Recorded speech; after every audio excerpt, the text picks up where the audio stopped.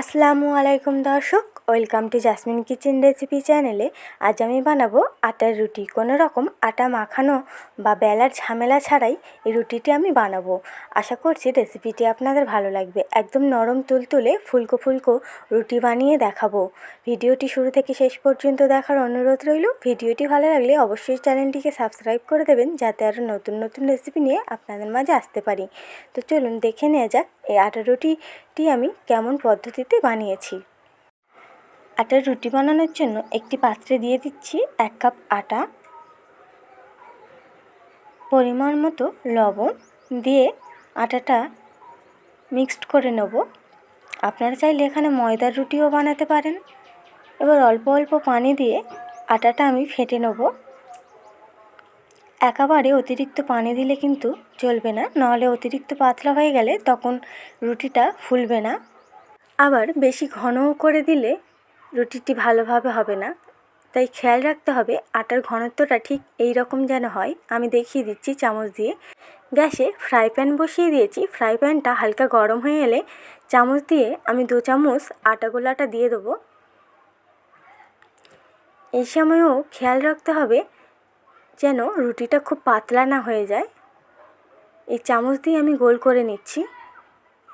ওপর সাইডটা শুকিয়ে এলে ঠিক এই পর্যায়ে উল্টে দিতে হবে। এই সময় গ্যাসের আঁচটা কিন্তু মিডিয়াম রাখতে হবে। আবারও এক সাইড উল্টে দিচ্ছি। দেখুন এবার কিন্তু রুটিটা ফুলতে শুরু করেছে। এরকম পদ্ধতিতে বানালে আশা করছি আপনাদের রুটিগুলোও একইভাবে ফুলবে।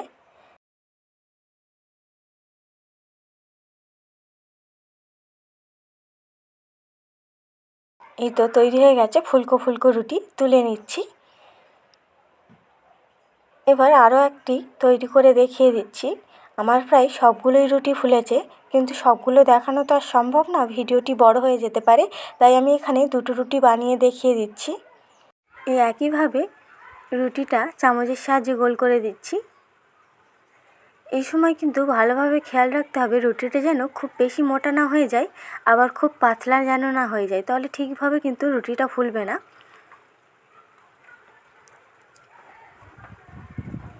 এরকম উল্টে পাল্টে রুটিগুলো আমি করে নেব। দেখুন এই রুটিটাও কিন্তু ফুলছে।